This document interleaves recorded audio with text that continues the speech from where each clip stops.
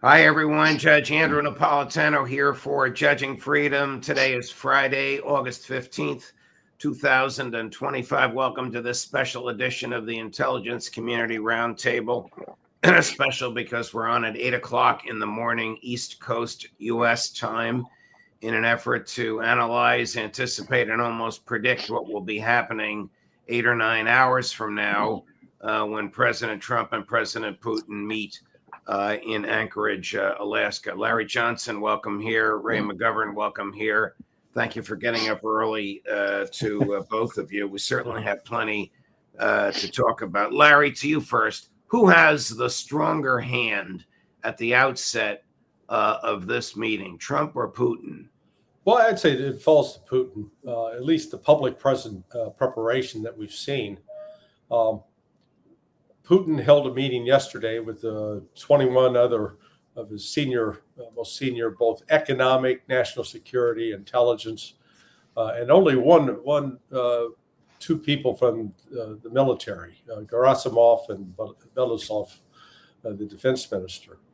And then Yuri Ushakov came out and gave a pretty detailed explanation of what they anticipated. We haven't seen any of that from the Trump side. Now, but it's clear that there has been some preparation and planning underway. I'd love to know who the poor soul is at State Department. They got tasked with having to pull together all the logistics of this, because if you watch what they've set up a media center, they had to do some translations of create signs. And so there obviously this has been going on behind the scenes. Right. So Trump has been doing a lot of distraction, but Putin, by being so upfront and open about this, is showing, hey, that they're taking it seriously, and it's sending. He's calculating, I think, that they're able to send a message to the world that Russia is really trying to have a decent negotiation. So if anything goes wrong, it's not going to be on Russia's head. Ray, because you are our resident criminologist, I'm going to play a little clip from the comments to which Larry referred by President Putin yesterday, and ask you to analyze and read between the lines, please. Chris, cut number 8. I have asked you to gather today in order to inform you about the progress of the negotiation process concerning the Ukrainian crisis, and about how the bilateral talks with the Ukrainian delegation are going. One way or another, many of those present here are generally aware of the situation, but I will provide more details. That is the first point. The second is to tell you at what stage we are now in our contact with the current U.S. administration, which, as is well known, is, in my view, making rather energetic and sincere efforts to put an end to the hostilities, to stop the crisis, and to reach agreements that would be of interest to all parties involved in this conflict. This will be done in order to create long-term conditions for peace, both between our countries and in Europe, and indeed throughout the world. If, at the following stages, we are able to reach agreements in the area of strategic offensive arms control. That is what I wanted to say at the beginning. Your read on President Putin's comments to his closest 20 advisors. Well, thanks, Judge. I don't have to repeat what he said. I had it written all down here. It's not an arcane science. What he says is what he's going to proceed on. Now, this business about energetic efforts and sincere efforts by the United States to put an end to the war in Ukraine, wow, that's big. Who is he? Who is the United States making efforts with? Oh, it's not only Russia, it's Zelensky, for God's sake. They're talking sense to Zelensky and the Europeans and say, look, the game is up here. I'm going to make a deal. I'll make it as nice as it can be for you, but that's the deal. Now, going in with that positive attitude, I don't understand why anybody, I just saw a quote from Larry Wilkerson yesterday on one of his interviews. He said, look, there's another possibility. We terminate the whole thing right here, and Putin and his team go home. Trump basks in his having stood up to the Russians and uses that domestically and internationally. It could go either way. I don't see how it could. Where's the evidence that Putin's going to get back on a plane and go home? Everything points to a productive first session. Not everything's going to be resolved, but all the earmarks are there for people to take this seriously. There is a chance that Trump will act in an inchoate way, but Putin's willing to take that chance because he's winning and because he wants the war to stop. He doesn't want to take over all Ukraine. That would give him his Vietnam. He's too smart for that. So there's a deal in the making. Right. Boy, I wish that the American neocons had the same grasp on this that you do, Ray. Larry, what, if anything, is the significance of, and I'm paraphrasing Colonel McGregor here, the recent substantial Russian victories on the battle? Substantial, he used the word twice, on the battlefield. Well, if you look at the composition of the Russian delegation, and now the composition of the U.S. delegation, there's only the defense minister of Russia is participating, not General Gerasimov. So since there's such scant military participation on the Russian side, as well as no one from the intelligence community, it's really almost entirely an economic delegation. That tells you that really the Ukraine, I think, will almost be something of a back burner in these discussions. That they're looking at something bigger in terms of restoring full relationships. And Putin is under no pressure to end the war. He's winning. I mean, they are winning, and the pace of the offensive is accelerating, and so Ukraine is really in some serious trouble militarily.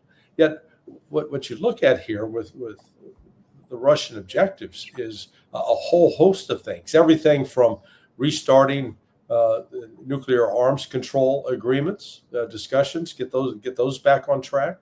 The possibility of building a bridge/tunnel that connects Alaska to Russia. I know that Dmitriev, that's been sort of a favorite project of his,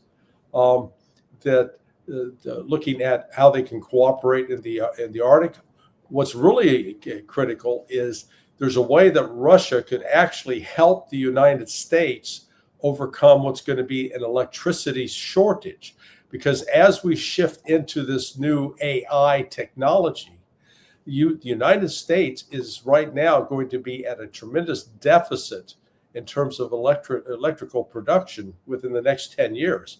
There's a way they could work with Russia that Russia could actually provide electricity via some underwater cables to the United States that would help make up that gap. So there are a lot of areas for cooperation. All right, fascinating. Yeah. Fascinating observation. Just a little note here. Chris Leonard has posted a chat room poll, and the poll is, does the Putin-Trump summit end with a peace deal? You can vote yes or no. We'll have the results before we go off air. Ray, I'm along the lines of Larry's thinking. To me, it's clear that President Putin is more concerned with normalization and offensive arms control. And it's almost as if Ukraine is a sideshow or just an excuse for the meeting. What do you think? Well, Judge, I thought you were quoting from things I've written for the last 2 weeks. I agree with you as well. Well, Ukraine is taking a back seat. Yes. Overall arching, I've done this all. There's an overall arching wish on both sides to create a more decent relationship. This is made very clear, even by Ushakov, who says pretty much, yeah, of course, Ukraine is going to be discussed, but we have bigger fish to fry, arms control negotiations. And the Minister of Finance, for God's sake, and the Minister for Investment, Kirillov, they're both on this delegation. So there are bigger fish to fry, and the atmosphere that has been created by Putin mostly. Trump has his own problems creating good atmosphere because of people who are stabbing him in the back. So I see that unless Trump has to bow to all these crazy people and say, no, don't negotiate with Russia, the Russians not only have the big hand diplomatically, but they're beating the hell out of the Ukrainian missile production facilities in places like Dnipropetrovsk. Okay, we learned yesterday, because the Ministry of Defense announced it yesterday, that back in July, the Russians bombed the hell out of their biggest missile production facility there. Now, why did they announce it yesterday? Just to remind people, look, we have the high cards here. We can do what we want. We don't want to take over the whole country. So for God's sake, we need to work with you to lean on Zelensky or whoever replaces him to make a deal. And that's the sum and substance of it, in my view. Larry, what is the Kremlin's view of Trump's trustworthiness? I mean, if they ask their friends in Iran, they'll remind them that during the course of negotiations, Trump started bombing. Yeah, I think they acknowledge that Trump is not necessarily a reliable partner. But this is not the first time that Putin, in particular, has dealt with Trump. They've had at least 3 prior meetings before this. The last that was most, I think, publicized was the one in Helsinki.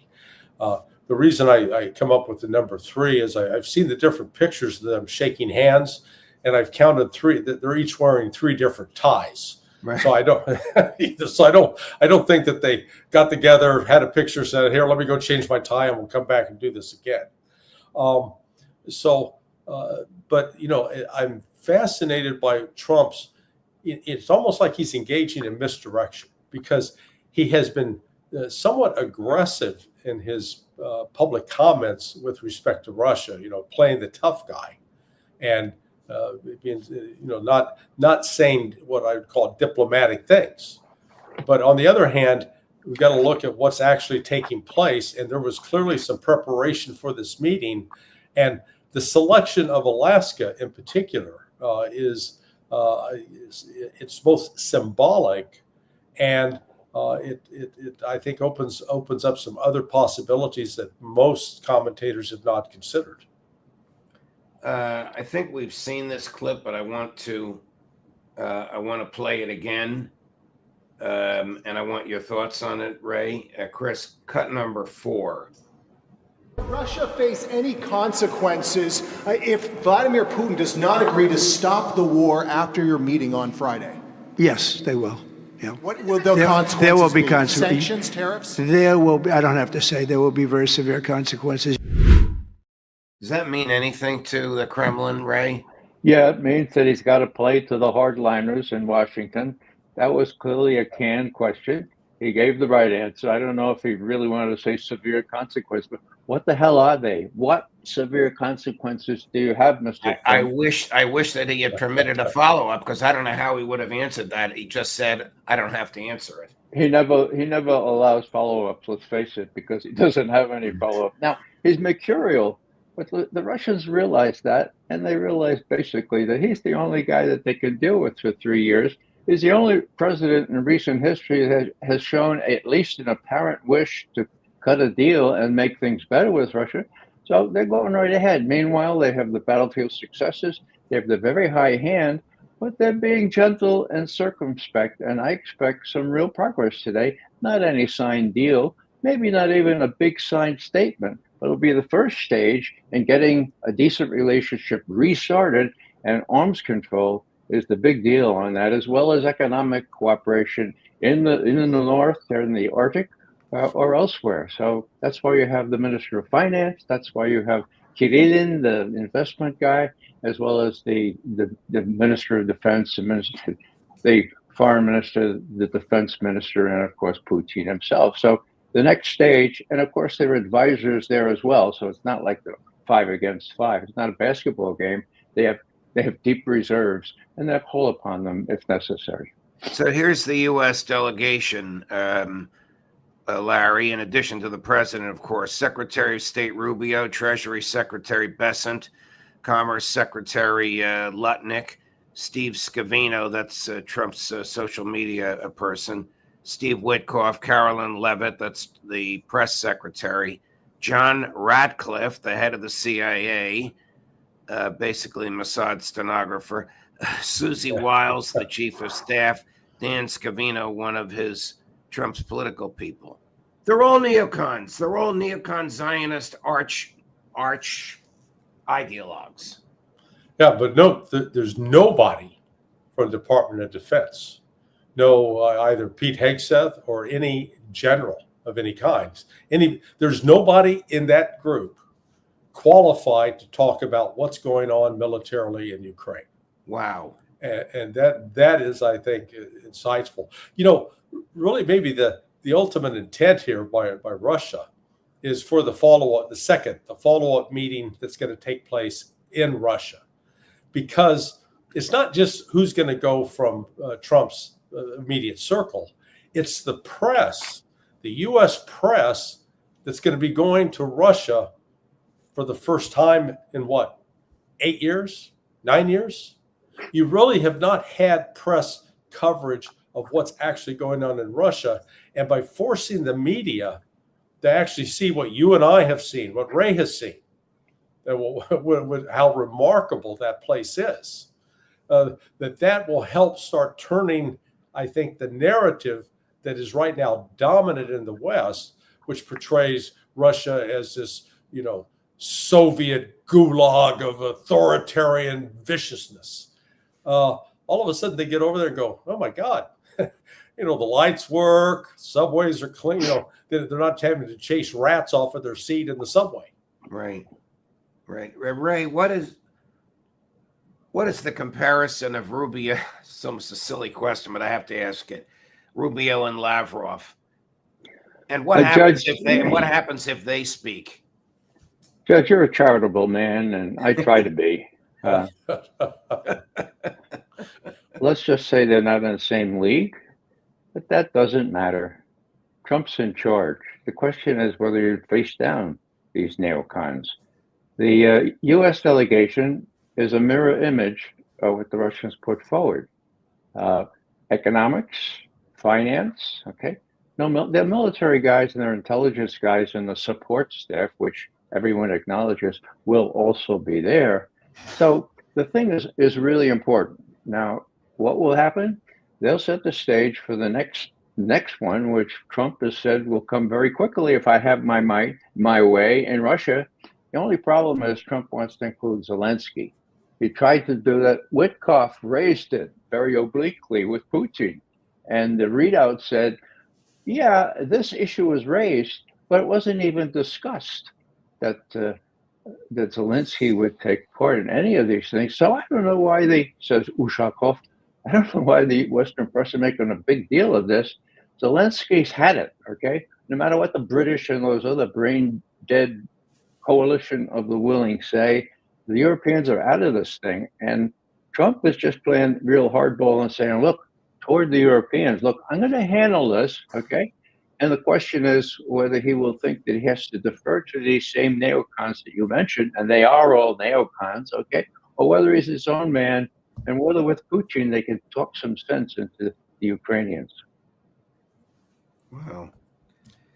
We talked about this earlier, right before we went on, since Larry and I, and maybe you know him as well, Ray, Mario Nuffall, the podcaster, had quite a row with our buddy and colleague, Colonel McGregor. The row was over Mario's insistence that the Russians are losing a lot of men on the battlefield, and McGregor put a stop to it.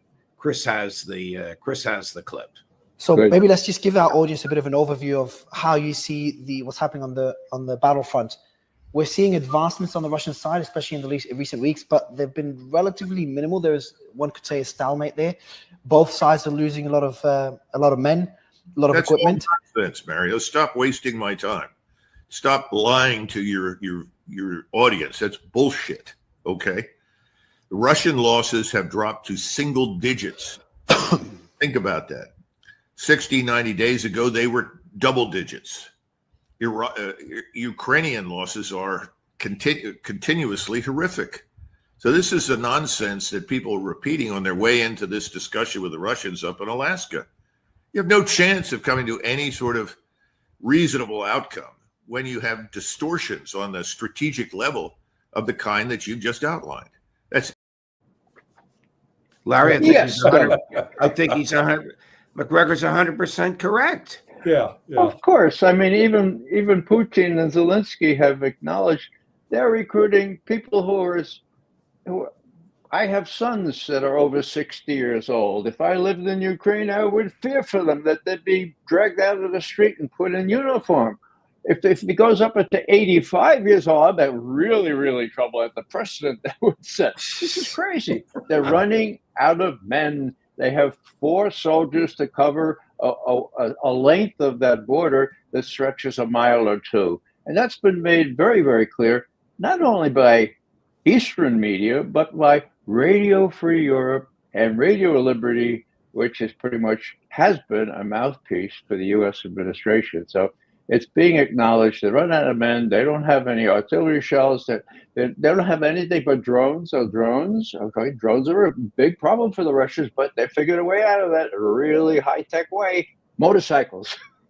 They go in with these motorcycles. They surround and come behind the enemy lines.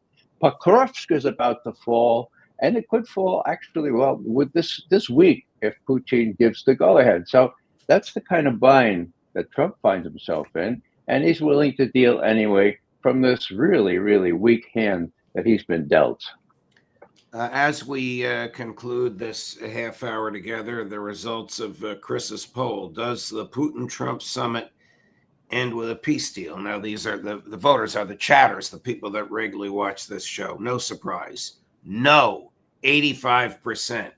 Yes, 14%. Larry, it is almost inconceivable that today will result in a cessation of hostilities in Ukraine.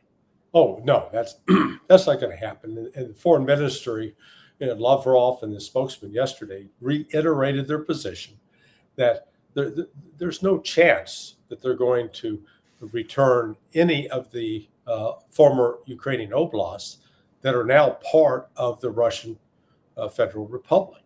Putin could not sit down and say, okay, we'll give up Zaporizhia and Kherson any more than Trump could sit down with Putin and said, okay, we're giving you back Alaska because it's in the Constitution. It's now constitutionally part of Russia. Right. Now, a couple of interesting things that nobody's ever has explained yet. And so if the next meeting is going to include Zelensky and the next meeting is going to be in Russia, that's going to be an interesting trip for Zelensky. Wow. Going right there into the heart of Moscow or St. Petersburg. So that's not going to happen. So the next phase will be really working towards normalization of the relationship. And remember, you have to go back and say, why did Trump change his deadline from 50 days down to 10 days? Right. And then when the deadline came, he didn't do anything. And I believe one of the reasons was he was finally getting briefed on the dire situation that is facing the Ukrainians, and that if he waited 50 days, there wouldn't be anything to talk about with respect to Ukraine. Ray, I'll give you the last word. What do you think we'll be talking about tomorrow at this time? Well, or let me change it. Monday morning when the three of us are on next. I don't imagine Judge will be saying much different things than we are now. I do want to object to your straw poll. It's pretty much a straw man. As even Larry pointed out, no one expects some sort of deal from the negotiations today. Matter of fact, the president's spokesman said they're not even negotiations, they're feelers. So, as a straw man, the other straw man is that Zelensky is going to go to Moscow. The Russians are going to let Zelensky anywhere near Moscow. This is all what the NATO people and what the hardliners want. They want Zelensky in the game. They've tried in various ways, including distorting what Ushakov has said, but Zelensky's going to wait for a long time before he's invited to go to Moscow. Count on it.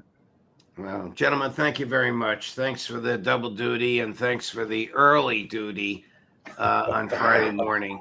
Much appreciated. We'll see you on Monday. We'll have plenty to talk about. Thank you. Okay. Thanks, Thanks, Judge. And on Monday, of course, Alistair Crook at 8 in the morning and Ray at 10 and Larry at 11:30. But Saturday morning, right around 10:15 Eastern, a roundtable conversation, which I will moderate, another Judging Freedom live from the Ron Paul Institute annual gathering at the Hilton Hotel at the Dulles Airport in Northern Virginia. Colonel Douglas McGregor, Professor Jeffrey Sachs, Anya Parampil, and Max Blumenthal. That's tomorrow, Saturday, at about 10:15 in the morning for just half an hour. How are the five of us only going to talk for 3 minutes each? Well, that's my job. We'll see if I can pull it off. Have a good day, everyone. Judge Napolitano for Judging Freedom.